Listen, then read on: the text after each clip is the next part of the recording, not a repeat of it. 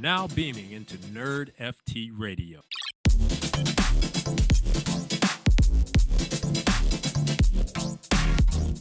This is Nerd FT Radio, where nerds full-time, explorers of the metaverse, surfers of the blockchain, and not in our mom's basement. I'm your host, RSG, aka Marvel's biggest loser on Snap. And I'm here with Crypto Crier, aka the Harry Potter Maxi. Crier, I'm you're a wizard. You are a wizard. We'll talk about that later in the episode because we got the game. The game looks good, but let's get into it. We have some awesome topics today on the podcast to talk about. Let's go ahead and start on the clickbait. Let's go ahead and start on the big news of the week. And that big news was that the Superbowl, aka last year's Crypto Bowl, is no longer allowing crypto ads being ran on the day of the Super Bowl. Any commercials have anything to do with crypto, you're not allowed. Crier being Crier, and me just listening to Crier, we went ahead and decided to go ahead and look into it and find out, is this true? So, Crier, from my understanding at a very second grade reading level and understanding of anything, it looks like there was some, let's say, like a big company, like a Coinbase or not FTX or any other company came in. There was a few, they were interested to go into the Super Bowl for ads, and the deals were at the 99-yard line, and they just fell through. But the big picture, the big headline for the last week has been that Fox News, like Fox Sports, completely banned anything to do with crypto. Now, Crier, is this true? To me, it looks like they had deals, they fell through. Advertisers want to make money. They don't care who is paying or taking these ads. So it just looks like more of these crypto companies didn't have the funds to actually settle these deals, or what that looked like. The whole thing that we were thinking is we see Limit Break going ham through all of these. We're going to make a $200 million ad show for the next couple months. The ad revenue for marketing is huge on the Limit Break for Digitadaku, but it looks like he said that we will see you Sunday. So maybe they don't count that as a crypto company. That was my next question for you on the side. Would that be considered on the NFT side? Now, that does bring up the topic of, is it really banned? Now, it's not really banned. What happened was some things fell through. Obviously, not that as many companies are involved as last year because, number one, if you look at your crypto, everyone's poor, number one. And number two, after the whole FTX thing, a lot of companies are at the moment trying to rebuild it, because obviously with something that big happening, you can't just go out to the Super Bowl and be like, hey, we're back. Like, did you miss us? No, like people are still feeling, it's still lingering on the sense of crypto is bad at the moment. What happened with FTX was a scam, yada, yada, yada. So on that side, it's just necessarily not the best idea to do it. Now, on the side of the Super Bowl and local commercials and whatnot, obviously, you know that there's national commercials, but there's also the local commercials. So, by the way, if you're in certain places in the world, certain places in the United States, you're probably still going to see a crypto commercial. Is just going to be on the lower end, which, by the way, costs a lot less money for companies to go ahead and do.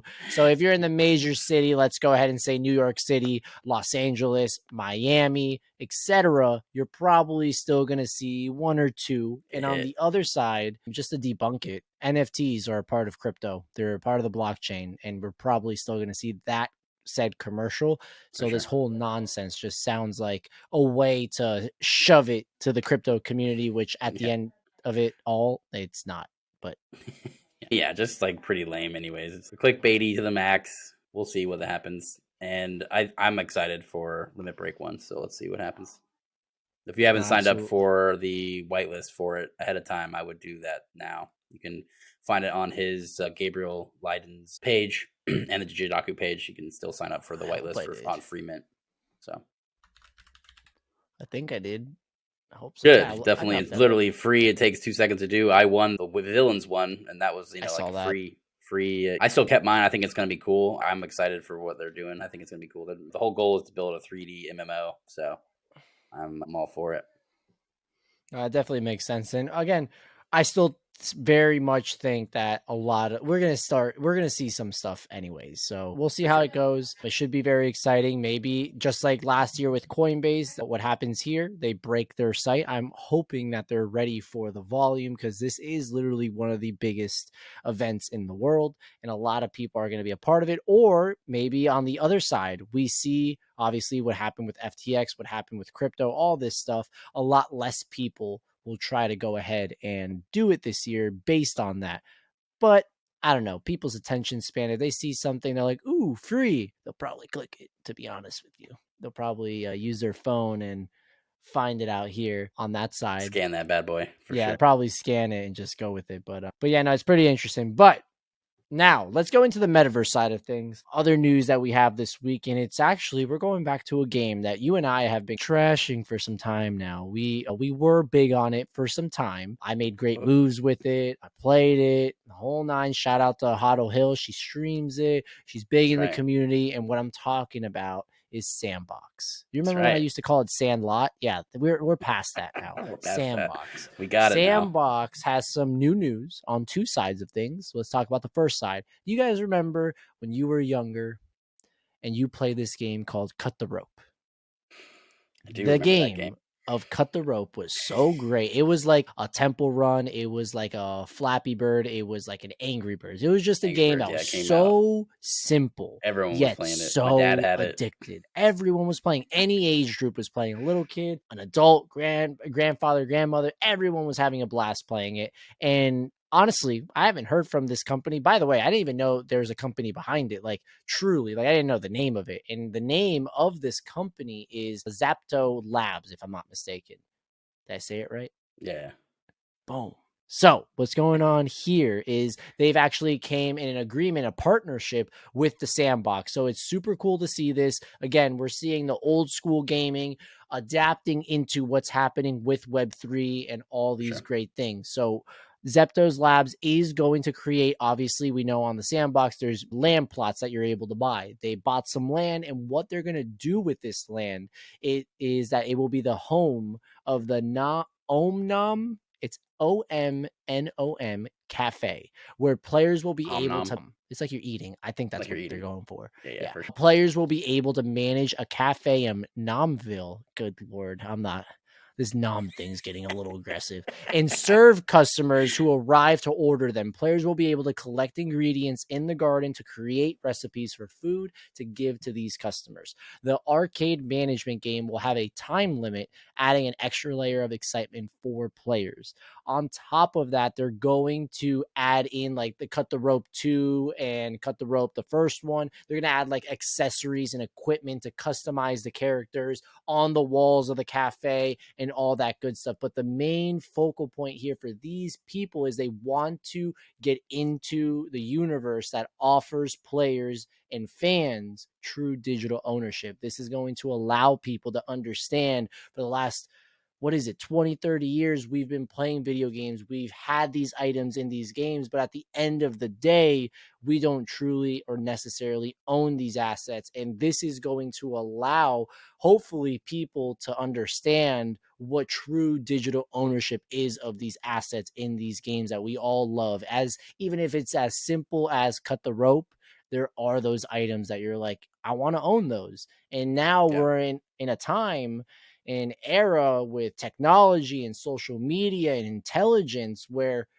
it's time to own stuff. Like, it's time to understand and have more control over the things that you're purchasing, the things that you're interacting with, and all that. And that's honestly just the overall scope of crypto as a whole, money, owning that money. But Crier, what do you think about this? Yeah, again, I definitely think it's it's another larger company seeing the value of digital ownership. But I think a lot of these phone games play into that really easily and really well too. Like, you're already Marvel most Snap. Use. We're talking to you. Yeah, get on for the real. side. There is literally no reason to not have a card game on blockchain yet that's like successful and good. Like, it doesn't make any sense to me. That's probably one of the easiest low hanging fruit ones that there possibly is. Like, converting Hearthstone or converting something like Marvel Snap. How many cards does Marvel Snap have? It's got like less than 200. Yeah, probably less than 200. Nothing crazy right now.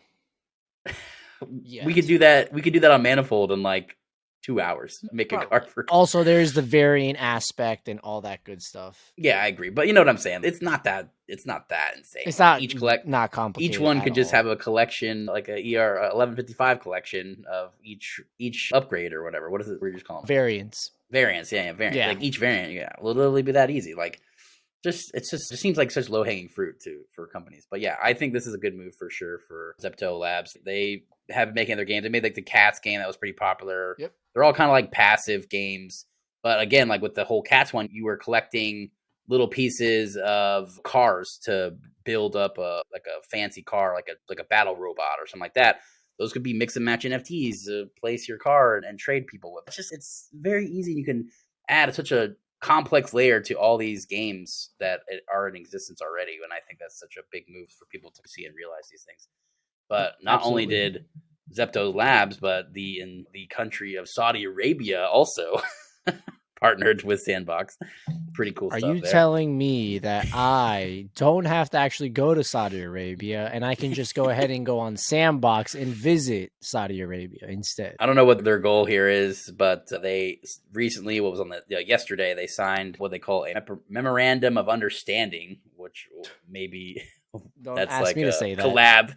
Yeah, it's a collab with the Sandbox. But yeah, pretty much their goal is to actively push. We've already seen Dubai has been a huge pillar of crypto acceptance. They have very detailed regulations about it. They already have a framework, and so people that can want to it's been seen as one of the hubs of growth for crypto. When you see them taking this move, I think it's a really big move. I don't know what this will entail in the future, but I just like to see that countries are understanding that there is a push for these things to be accepted, just because it unites people in the internet fashion a little bit more.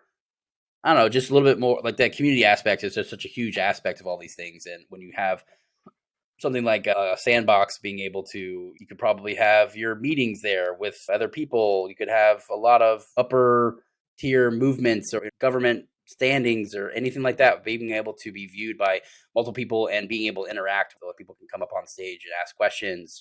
And I think it adds a little bit of immersion to even just your town halls or your government movements and meetings and stuff like that. I think it's a cool idea for people to grow. And we've seen like Japan has been another one that's been really supportive on, or just like pushing the NFTs and at the government level to get understanding about the blockchain tech, which I think is a good move. No, I definitely agree. And we always talk about this. Again, when we talk about the metaverse, we talk about the blockchain. Not everything necessarily has to be this metaverse. It has to be gamified and all these things. What the blockchain can truly do is just simplify processes and ways that companies move and do things that allows for automation. It allows for just a lot easier things to be done. Just gets rid of the friction of all stuff, you know. Yep. Just like California doing their DMV with the Tezos fork, and they're able to just integrate a little bit of ease into that. Now you can most likely verify that you had ownership of this car previously. You didn't transfer it. You can renew online. You don't have to go and wait at the DMV to do all this crap, especially in California. I'm sure it's a nightmare. It's a nightmare. Hey, listen, we all know that the DMV sucks. And we've made this joke before, but hey, listen, I know at least once a year, don't go to the DMV, but I have a DMV experience. And you're like, what the hell are you talking about? Once a year when Pokemon comes out, the first 45 minutes to an hour and a half of Pokemon, that just sucks. I like to say that is a DMV experience. So if you can gamify that, look, imagine a gamified DMV experience. I think it'd be a little bit better. I do say that the Pokemon side sucks terrible. A little bit, but you can do something else with it. I'm just saying.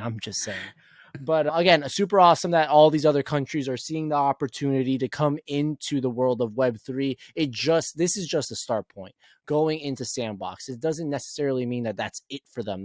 We're just going to make pixelized Vox Saudi Arabia in Sandbox. This could lead into more things on the side of what you're saying, Crier, on the government side, on the economy side, on the business side, and on top of that, history and all these other things and knowledge. And it's just truly incredible what all these countries, as well as organizations, companies, can come into the space and just learn about it and see why this is a benefit for them. But yeah, no, other than that, on the Sandbox side, that pretty much wraps it up. I will say I'll add a little tidbit in here on the side of Cool Cats just to let individuals, if you are listening, hopefully there is some cats and pets and all these people in the ecosystem that we're about to go on a little journey.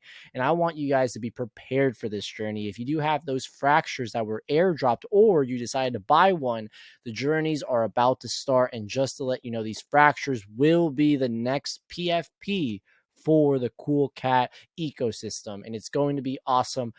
Obviously I'm not on the council, so I can't say much, but I will say I'm super excited of what direction the cats are going. I will say I'm very upset that they're not going to South by Southwest, and I'm very upset that the Doodles aren't going to go to South by Southwest as well. We're not going to get started on that. Hopefully we see something else. I'll tell you, Crier, the next event for me, at least, it looks like it's going to be VCon. It looks like your boy Archie's going to freaking Indianapolis. Good Lord. And then we'll see. We'll talk, Crier. But after that, again, it looks like Art Basel, unless any of these NFT projects decide to go to something different. The Cool Cats do want to go to the Macy's Day Parade during Thanksgiving. Listen, I'm going to be honest with you. I think it's a great idea. They won. The blimp's going to be awesome. But me personally, trying to get a bunch of people across the world to go to New York on Thanksgiving, that's very expensive, away from family. It just doesn't sound like the best idea. Probably the most expensive time to go, probably. Exactly. You know, and I've done New York and Thanksgiving. I'm gonna say it out here, and it's not because I like the Red Sox, okay? It's not because I like Boston. New York just sucks. New York is just the worst place ever. It smells. The rats are massive. The traffic's atrocious. The food's pretty good. The time is fun when you're there if you're with good people. But I don't know. I don't know what the thing about New York is. I guess. Yeah, I still feel like I don't understand why people aren't pushing to events that are huge and in your field. Like, we're all tech companies. These are all like emerging tech companies. South by Southwest is probably one of the largest tech event in that realm of the art and music, and it just makes literally no sense to not have a presence at either of these things. If you are, I don't understand why something like Bored Ape isn't there either. I don't understand. Like, these are like pretty large names, and we've seen previous winners of South by Southwest do very large things. So I do think it's a great way to showcase that what NFT tech is to a audience that would probably be really acceptive to that tech and want to learn about it and not be skeptical. Most people, I saw a poll recently from this guy named like the Collectibles Guru or whatever on Twitter. He's got mostly like hardcore collectibles and nothing digital yet. But he did a poll and it had 20,000 votes, and it was like 58% said they would never buy an NFT. They don't know what it is, but they would never buy it. So again, like, I think there is a idea that we can't get past that barrier, and I think these types of events would be a little bit of that barrier breaking type event for sure. Because we saw what Doodles did last time they won the South by Southwest. I saw the faces of people who were like, "Oh wow, what is this? I don't even know what this is. What the hell is this?" The line was so incredible. Ridiculous. It's just that, and again, like, I just don't understand why some company in this phase that had the ability to do these things. You don't have to go insane. Like, you don't have. You could still have I just don't.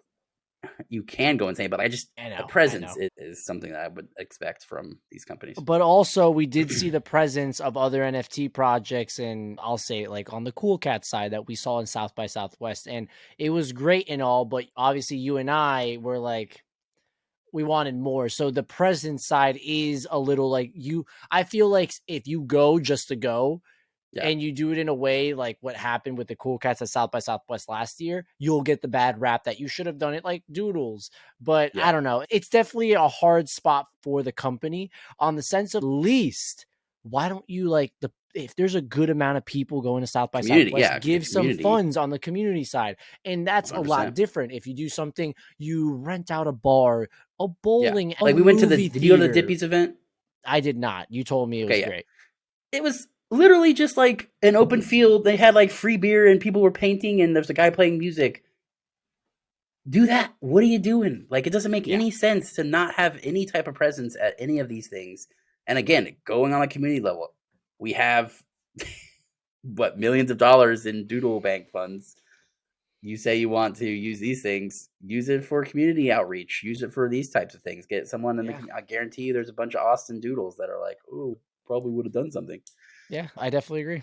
And it's a missed opportunity not only for Doodles, but also I truly believe is Cool Cats. But listen, they both came out and said they're going to be aiming for other things. The good thing I will say on both ends is people are staying away from NFT NYC. So I think that's going to be a dead by the end of this year, which I think is phenomenal. Again, like what you said, Crier, we got to aim for events that are not just focused on NFTs. If we can do that, 100%. then we can work towards this mass adoption. I get that it makes sense to do one around NFTs. Listen, VCon is literally that. And I will still to this day say last year, the best event I went to was VCon. So there is that time, there is that place, but NFT NYC was not it. NFT LA, from the people that went that told me, that was not it either. It has to be in a central place, like what we saw with, it's a convention center. It's like a convention. You don't need to, you want it to be localized. If you're doing an NFT event, you want it to be localized. You want it to be like how like ETH Denver is, where you're just like, exactly, everyone's here. We're all here only for this. This is the thing we're doing. It's all loaded in one area. That's the idea, right? You want to have all NFT events. It's that ecosystem. Go for it. That's great. And what happens is no one does those things. It's all scattered and all over the place at all these other NFT NYC stuff. Very unorganized feeling. So yeah, I definitely think that there is I do think VCon, the way you described it, I didn't go, but in the way you described it, definitely sounds like something phenomenal. I would be much more interested in. And yeah, I'm actually trying to go to ETH. I'm actually trying to go to ETH. We might make. And I don't know if you don't go there. Listen, if you go to Denver, great. But just let me know. Holla at your boy if you want to go to VCon. I will say Do you know? Moondoggy. Oh yeah, I'll look it up right now. We got ETH Denver coming up. They have a week ahead of time, so it's 24th through the 5th of March. The actual core event is the 2nd through the 5th of March. Southwest by canceled. I already had bought tickets, so I most likely am going to try to pivot over there. Instead. That makes sense. Just because I've never been. I would love to go. I think it would be awesome. I think there'd be a lot of opportunity there still.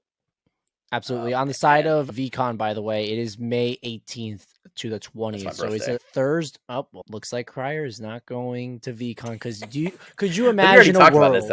Maybe it's in a metaverse where Crier loves VCon and he's a different variant Crier. It's a Fiat Crier, Crier, and World 467 that loves Gary V, and he would love to go on his birthday to VCon. So we'll see if that happens one day. But let's nerd out a little bit at the end of the show. We are wrapping it up. We got 3 or 4 things I'd love to talk about. Number 1, the Antman 3 reviews are in, and Crier, let me tell you, everyone loves it. No, it comes out next Thursday. Next Thursday. Okay. So get those tickets. By the way, shout out to Regal for not being AMC. AMC is now upcharging people for the specific place where you sit. So if you want a seat in the middle, you have to pay an extra $2. If you sit in the front where all the pores are, you will now lower it $2. And if you're in the general area, now listen, I'm not sitting like that. I ain't sitting like that. But you are, the way you do it, exactly. You are able to do it. Again, AMC, I don't like you. Regal, keep doing what you're doing. I'm happy. Just bring back the hard paper tickets, and Regal, you have my heart for the rest of eternity. So Antman reviews are back in. Awesome things. Obviously, I'm not going to give the spoilers or anything. I haven't even read them because, your boy, I don't read any Marvel spoilers. If someone spoils this movie, I'm going to be pissed. But don't you dare, Crier. A lot of people are saying that it's Marvel meets Star Wars. The joke was that this was a great Star Wars movie because it feels like we're going into the quantum realm. We're going to meet brand new species and brand new people we've never met before. And on the side of of Star Wars, we always go to different planets, different universes, all these things, being introduced to different species and characters and all that. That's what it feels like on this side. And everyone is saying that Kang is just stole the show completely. And there's 2 post-credit scenes, and everyone's saying it's one of the best.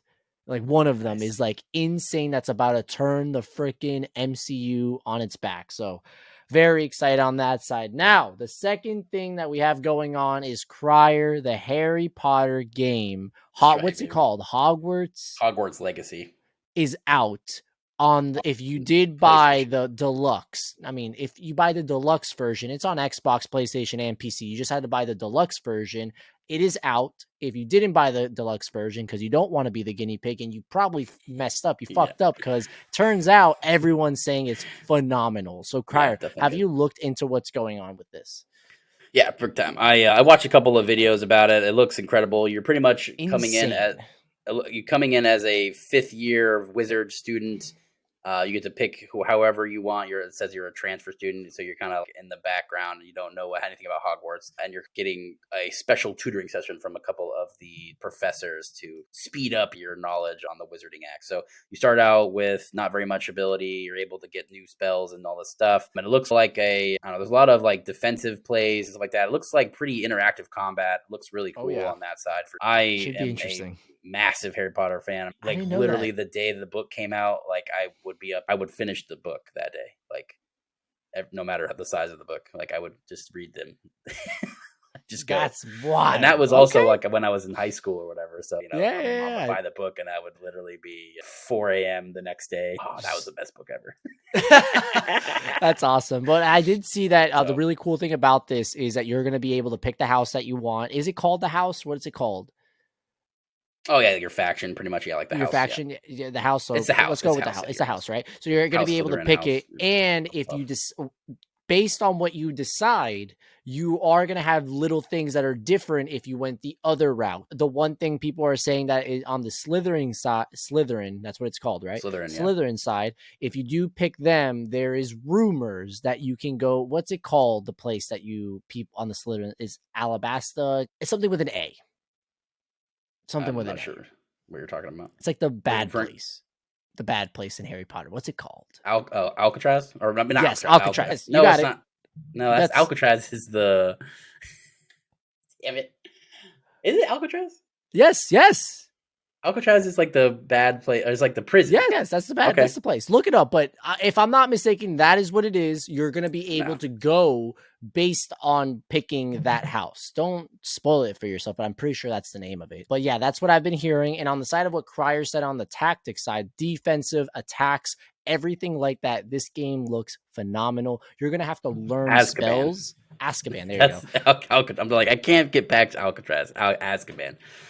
So you're going to be able to go there is what they're saying. But more on the side of the game mechanics, a lot of people are saying that you're going to have to start memorizing spells, and it's going to be fun. It's going to be fun. I will personally say I'll probably wait at least 1 month, probably at the end of this month to get it, if not 2 weeks. And it's going to be super fun to actually see and play it. And if it goes good, you're probably going to see some Harry Potter crap behind me. Yeah, you're probably going to see it. Then I'm gonna we just come back and it's just like cauldrons everywhere. There's no Marvel stuff. I'm going to have the scarf, the glasses, and that's how I'm going to do the podcast. Maybe talk a little with the accent and everything, but we'll see on that side. Pivot from a Metaverse show to a Harry Potter show. Harry Potter show, yeah. Can't do that. But all right, other than that, the one thing we do want to mention also is because the Super Bowl is coming up. By the way, Crier, who wins the Super Bowl, Eagles or Chiefs? Probably Eagles. I will go with you on Eagles as well. Because of the Super Bowl on Sunday, The Last of Us episode 5 is going to be on this Friday, 9 p.m. instead of Sunday at 9 p.m. So we're going to get The Last of Us 2 days earlier than wanted. Which means I wanted it 2 days early. Give me the whole damn show. I need to watch the whole thing. This show is unbelievable. Please. But yeah, other than that, everything, awesome things are coming out right now on the gaming side, awesome things on the show side, awesome things just overall on the nerd side. So be prepared, get ready for it. For the rest of the show on the Metaverse side, things are rolling. ETH is doing its thing. NFTs are doing its things, unless you just FOMO generation. Yeah, let me take that back. Checks are doing its thing. The rest of the NFTs aren't doing it. I did see a Bitcoin NFT bridged over to Ethereum or something like that. We'll talk about that. It's just wild. We'll talk about that later. I don't talk about the video I made about ordinal NFTs. Is that what you're talking about or not? Yeah. Do we have to do a full show to explain that? Is that what it is? Yeah, that's what we're talking about. That's what you're talking about. You didn't know that was that? That's No, the same next show we should probably we'll do talk all about that is ordinals. what I'm saying. Absolutely. Perfect. Because I gotta understand, and someone told me to buy at 0.2 and now they're at like 1.5. So obviously I missed generational wealth again. So we gotta figure this out. I've already missed checks. Why don't I miss something else? But that wraps us up. Thank you guys so much for tuning into another episode. We'll be back next week on Monday with another episode of Us Nerds. Yep, can't close the show. Peace. Peace.